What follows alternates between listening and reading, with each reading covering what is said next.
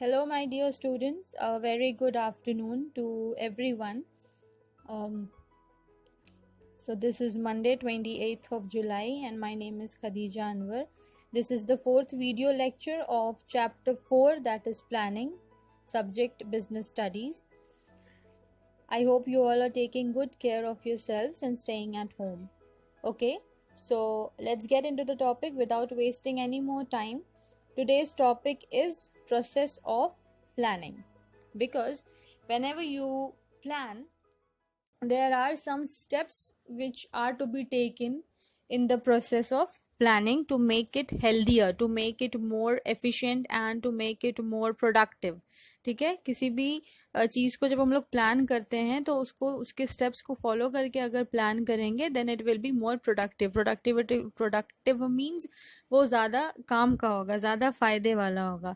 So planning requires a systematic and careful approach, and planning को एकदम systematically carefully करना बहुत ज़रूरी है. Now will go through each of the steps one by one, and there are 13 basic steps of planning involved in the steps involved in the process of planning.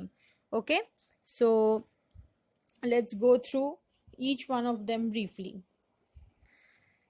Step number 1 is establishing objectives. Okay, the starting step in the planning process is to establish objective of the organization, of the entire organization. ठीक है, हर organisation के एक एक platform को plan करना. Okay, और उस सारे प्लेटफॉर्म्स में क्या ऑब्जेक्टिव्स रहेगा वो भी प्लान करना. और वो प्लान कैसे किया जाता है, वो प्लान हम लोग एक्सटर्नल और इंटरनल एनवायरनमेंट को स्टडी करके कर सकते हैं. एक्सटर्नल एनवायरनमेंट क्या होता है और इंटरनल एनवायरनमेंट क्या होता है. सो there are external environment like socio-economic, political atmosphere in the country, और इंटरनल एनवायरनमेंट में आ जाता है आपका जो भी रिसोर्सेज होता है और जो भी कैपेबिलिटीज होता है ऑर्गेनाइजेशन का वो. Now the second one, let us go through the second steps involved in the process of planning. Establishing planning premises. After establishing the objectives, the next step in planning process is to establish the planning premises. Planning premises क्यों set किया जाता है? To limit the within which the plans are to be executed. Obviously कि जब तुम कोई plan कर रहे हो तो उसका premises को हम लोग को establish करना पड़ता है, या उसके premise को हम लोग उसके premises को हम लोग को explore करना है जहाँ पे तुम अपने प्लानिंग को एग्जीक्यूट करोगे. ठीक है, now these are established with the help of forecasting future events which are likely to affect the achievement of objectives. और ये और इसको प्रेमिसेस को किस तरह से एस्टैब्लिश किया जाता है, किस बात को ध्यान में रख के, फ्यूचर में जो भी फोरकास्ट किए हो फ्यूचर को लेके उसको दिमाग में रख के प्रेमिसेस को हम लोग एक्सप्लोर करते हैं. ठीक है, प्लानिंग प्रेमिसेस जो होता है वो टैंजिबल भी हो सकता है, इंटैंजिबल भी हो सकता है, इंटरनल एक्सटर्नल हो सकता है, कंट्रोलेबल, सेमी कंट्रोलेबल और अनकंट्रोलेबल होता है. Now number 3 is establishing alternative courses of action. पहला तो तुमने डिसाइड कर लिया कि कोर्स ऑफ एक्शन क्या होगा तुम्हारा, but your next one is very important कि उसका कोई ऑल्टरनेटिव ढूंढना होगा कि अगर तुम्हारा course of action in some situation fail हो जाता है तो उसका ऑल्टरनेटिव हम लोग ले सकते हैं. ठीक है, लेकिन इसके लिए हम लोग को बहुत रिलेवेंट इंफॉर्मेशन को कलेक्ट करना पड़ेगा. Number 4 is choosing the best course of action. ठीक है, choosing the best course of action मतलब जो एक्शन जो भी प्लान कर रहे हो उसके लिए बेस्ट ऑल्टरनेटिव लेना, बेस्ट फैक्टर्स को एक्सप्लोर करना, जो भी तुम्हारा ये होता है जो तुम फैक्टर्स कंसिडर कर रहे हो वो एकदम एक्यूरेट हो, जो नॉलेज जो इन्फॉर्मेशन कलेक्ट कर रहे हो वो एकदम एक्यूरेट हो. ठीक है, so choosing the best course of action ताकि तुमको ज़्यादा से ज़्यादा बेनिफिट्स मिल सके. ठीक है, then number 5 is preparing detailed plan for implementation. ठीक है, इन द नेक्स्ट वीडियो ये आएगा, preparing detailed plan for implementation. कोई भी प्लान जो हम लोग बनाते हैं वो we have to execute that plan. Okay, obviously when you have made a plan, then you have to execute that plan. So after choosing the best course of action, the next step is to prepare a blueprint. मतलब कि एक detailed plan. ठीक है, जब तुम course of action, now you have chosen which the course of action, which type of a plan you are going to make. Okay, as I have already stated, there will be types of plan. ठीक है, after choosing that, मतलब after what is that? That is the course of action. Plan के लिए आप कौन सा formula, कौन सा टाइप ऑफ प्लान चूज कर लिए हो, वो चूज करने के बाद now most important is how you are going to implement it. Okay, and this is done by adopting appropriate policies and procedures, common strategies and plans. ठीक है, सो there are other several different policies, procedures होता है, strategies होता है और plans होता है जो पहले से ही बनाया हुआ रहता है. वो सब को स्टडी करने के बाद तुम एक डिटेल्ड प्लान को इम्प्लीमेंट करते हो. ठीक है, उसके बाद number 6 is securing cooperation. For proper implementation of the plans, wholehearted cooperation of the entire staff is necessary, and to secure their cooperation, the employees should be properly motivated and given the chance to participate in the planning process. Moreover, they would not blame the management in case the targets are not achieved, because they themselves were a party to fix the targets. Now, why it is done? Employees को क्यों involve किया जाता है? क्योंकि वो लोग भी मिलके काम करने वाले हैं, इसीलिए ये ज़रूरी होता है कि उनको इन्वॉल्व किया जाए. और उनको इन्वॉल्व करने के लिए बहुत ज़रूरी होता है उन्हें मोटिवेट किया जाए. ठीक है, मोटिवेट किस तरह से? मोटिवेट आप शाबाशी दे के करो या इंक्रीमेंट करो वो लोग का, या जो भी वो लोग के साथ फ्रेंडली रहो ताकि वो लोग भी अपना आइडियाज़ दे सके. ठीक है, कि कौन से टारगेट्स को अचीव करना है. क्योंकि वो टारगेट जब सेट किया गया तब वहाँ पे एम्प्लॉयज़ मौजूद थे, तो अगर उसका फेलियर होता है then and there they can blame the employees also. Okay, Number 7, definition of key areas and issues for planning. The appraisal of internal and external environment conditions give management an idea about what planning the organization needs. An important outcome of the above appraisal is identification of possible measures necessary to cope with environmental opportunities and threats which are likely to help and hinder, as the case may be, the performance in progress of organization. So there are different key areas जिसको आपको explore करना पड़ता है environment का. ठीक है, जो external environment होता है जिस पर आपका कोई कंट्रोल नहीं है, उसको एक्सप्लोर करना इज़ वेरी इम्पॉर्टेंट, क्योंकि उसमें जो भी आउटकम आ रहा है उसके साथ आप कोप अप कर सके. ठीक है, जो भी थ्रेट्स आपके सामने हैं उसके साथ आप कोप अप कर सके.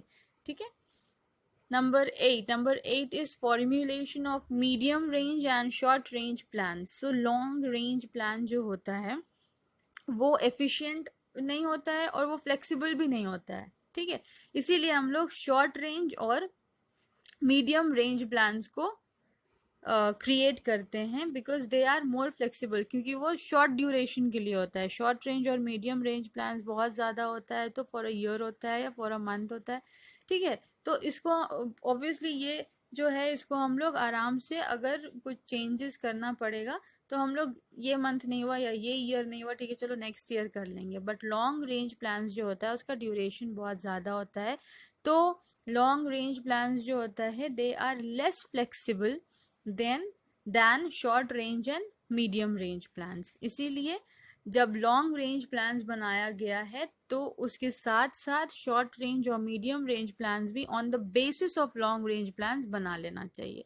Number 9, determination of alternative plans. The next step in the planning process is to search for and examine alternative courses of action which should be found out for their comparative and analytical evaluation, and in this stage managers have to apply your creative and innovative skills to generate alternative plans, missions, objectives, strategies, policies and programs on the basis of assessment of planning needs.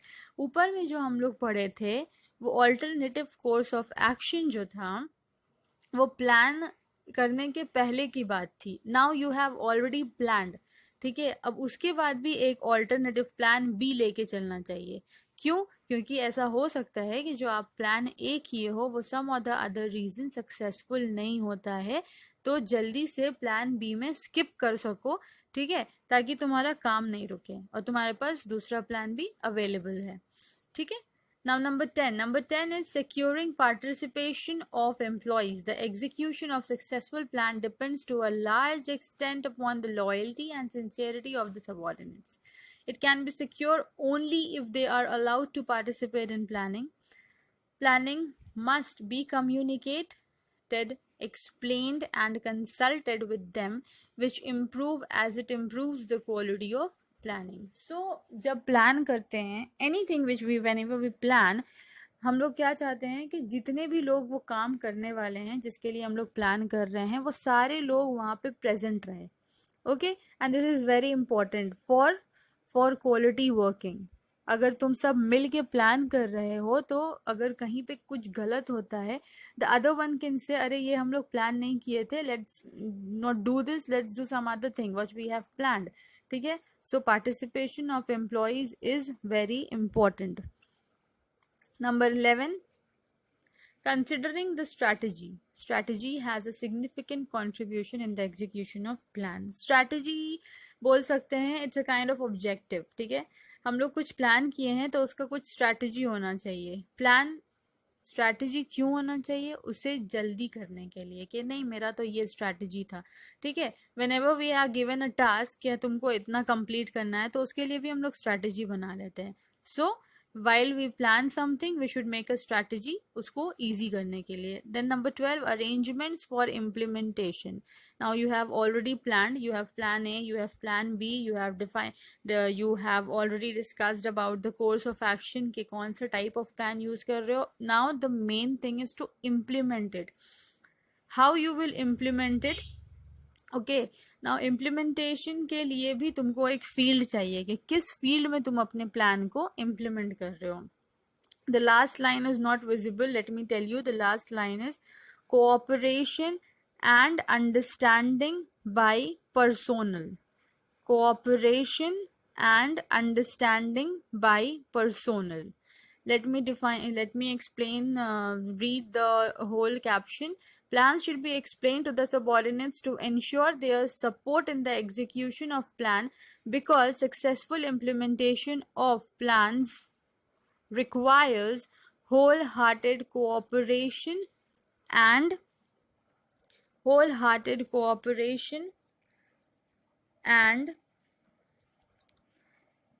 understanding by personnel. Now the 13th one is follow up actions. After implementation of a plan, at the last step is to periodically review the existing plans to ensure their relevance and effectiveness. The plan must be constantly monitored, and in case of any deviation यहाँ पे मिलता है आपको flexible, they should be modified or adjusted, which means the plans should be flexible. As I have already stated earlier, a good plan should be flexible कि वो environment के according जो है प्लान चेंज हो सके। यहाँ पे एग्जाम्पल भी हम एक दे दिए हैं। If target of a company is to produce 12,000 scooters per annum, that is per year, then the company must ensure कि एक महीने में वो 1,000 स्कूटर प्रोड्यूस कर सके। इन केस नहीं कर पा रहा है, उसके पास रिसोर्सेज या रॉ मटेरियल्स अवेलेबल नहीं है, देन एंड देयर प्लान इतना फ्लेक्सिबल है कि वो उसको चेंज कर सकता है, नया रिसोर्सेज ला सकता है, नया रॉ मटेरियल्स ला सकता है। So a plan should be flexible enough, ठीक है। Now we have completed our another important topic of chapter 4, that is planning.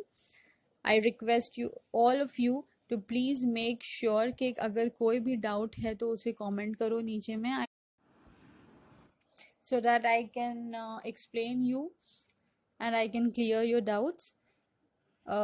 That's all for today. Thank you. Take care.